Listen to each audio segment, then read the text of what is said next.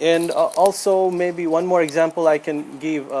When is it disrespectful? Um, for example, we see sometimes Taraweeh prayers, brothers are very enthusiastic and they want to hold Quran, Mus'haf, and when they are going in sajda, they just keep the Quran down and they make sajda. That is not good, that's not appropriate. They can keep it in their pocket or some keep it in an elevated place. That's how we have to respect. And can we take Quran in bathroom? Can we take it in the Quran in a bathroom? We have pocket-sized Quran, maybe we keep it inside. No, we cannot take it. We cannot take it. That's straightforward disrespect of Quran. That's what Shaitan wants. That's an example that I gave of that black magician. That's what Shaitan wants, disrespect Quran. And in toilets we cannot pray, we cannot make dhikr, cannot recite Quran even. That is all because it's not a place. You have to give respect and honor to Quran.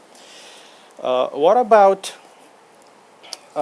if I have a paper which is not Quran but it has like names maybe, Abdullah, Abdul Malik or something like that. It has some references to Allah, right? Can we take that piece of paper in Quran, in the bathroom? The scholars say that it is okay, because if you ask somebody, is this Quran, they will say no, this is just a piece of paper. So these are not direct references to Quran, but that is fine. Any Arabic, it's not Quran. Part of Arabic is Quran. So that's one thing. And also the thing that people generally ask is, for example, I have my iPhone here. It has Quran, electronic gadget. Can I take this into bathroom? The scholars say that the electronic gadgets or anything related to it, it does not carry the same rulings as the actual Mus'haf, the hard copy Mus'haf. However, you have to make sure that it's not like very apparent, like maybe you have to close it. It's not like you open it, scholar said it is allowed, so I take it into the bathroom. You have to make sure that it is closed. So that's one way of making sure that we don't disrespect. And what if I take a Mus'haf and I have one paper from it, not the whole Mus'haf? Can I carry it into the bathroom? You cannot do that, because any part of Mus'haf is Qur'an. Okay, so we can't do that. And sometimes, what is not disrespectful? What happens is, we saw this one extreme that people disrespect. There are at times people get carried away with this concept of respecting Quran. So they think that any simple thing that you do, brother, that is disrespectful, that is disrespectful. But that is not the case. For example, I saw this one time that a brother was starting a program. So he did recitation of Holy Quran. So he had Mus'haf and he kept his Quran here, and he started reciting Quran, maybe 4 or 5 lines. So people objected, don't stand reading, don't do that, don't recite while standing. He, that's not the way. If we can recite standing, that's not a problem. So people sometimes try to come up with their own interpretation, with their own way of respecting Quran, but we shouldn't get carried away. Likewise, we can even maybe walking or even running, jogging, we can recite Quran. It's not a problem. That is not disrespectful, inshallah. Sometimes people make unnecessary restrictions that or you have to wear some special clothes and this and that. Yeah, I mean, it's good if you do, but it's not disrespectful if you're you want to recite Quran in your regular clothes and so on. Inshallah. Yeah. We're coming to it. We're coming. It's a big topic. Having wudu. And it's the next slide actually. Okay. Is it okay to carry Quran in the pocket in the first place, going in the market and so on? Is it respectful or disrespectful? The scholar said it is okay. It is permissible to carry Quran in a pocket.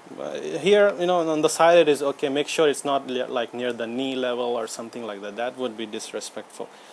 It's not a problem to carry Quran in a pocket. And giving more than respect. And that's the real extreme now. What we see that people sometimes think that Quran itself has, it's like has the capabilities of doing things. So that's why they think that it is blessed in and of itself. Like for example, they might make dua to the Quran. Like, oh Quran, give me this, give me that. We make dua to Allah. We know that it is the speech of Allah. We ask Allah by Allah's attributes, but we don't directly ask to the Quran itself. So that's one thing that people might go into extremes. And also, sometimes what happens, sometimes people give examples of this one. They kiss Quran and they hang verses of Quran, maybe in the house or in the car, for example. What do scholars say about it? The scholar said that first we ask that person why he is doing that. Why is he kissing the Quran? We first need to know his intention. If the person says, brother, I am kissing Quran because I love it, I respect it, so out of respect I kiss Quran. So scholars say that is okay, but if people consider kissing Quran as a form of worship, if they think that they will be rewarded for doing such an action, then that is a problem. That is a problem, because as we said many times before, that anything that you say it's a worship, you have to have evidence from Quran or Sunnah. We do not have any evidences, and people just need something to get started on, and they come up with a lot of weird bid'ah. They say, oh, you kiss Quran 10 times, this will happen, and this. People know no limits, and they just get started with it, and we have to stop it right there. And remember always how Sayyidina Umar radiallahu anhu, he used to say to that the black stone in the Kaaba, he used to say that if I have not seen Prophet Muhammad sallallahu alaihi wasallam kiss you, I wouldn't have kissed you. It's just that I'm following the Sunnah. So we don't really try to go out of our way and in doing things. So we always ask for evidences. But yeah, respect, it again comes from the heart, that is okay. And for the person who has